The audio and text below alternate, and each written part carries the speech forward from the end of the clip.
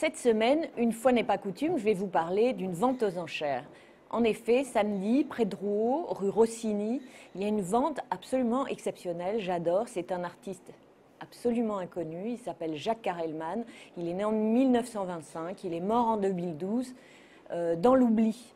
Il a eu une production fantaisiste, pléthorique, qui est restée accumulée dans son grenier de la banlieue parisienne.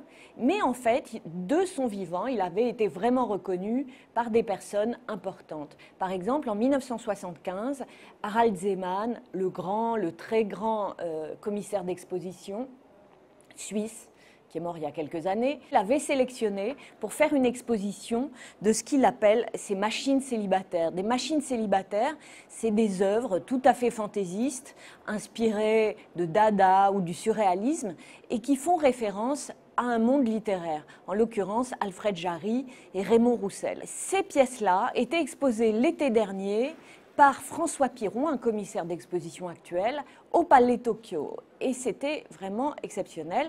On les retrouve dans le catalogue de la vente aux enchères qui a lieu samedi. Pour une fois, je fais de la pub.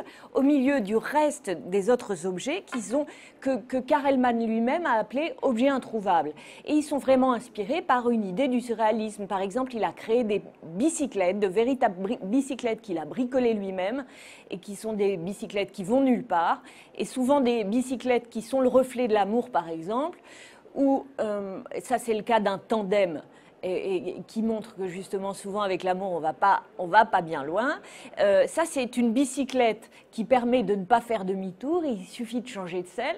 Et tous ces objets comme la cafetière du masochiste, c'est-à-dire que la poignée et le versoir de la cafetière sont du même côté, la machine à enlever les pétales des marguerites, là encore pour les amoureux, etc., etc.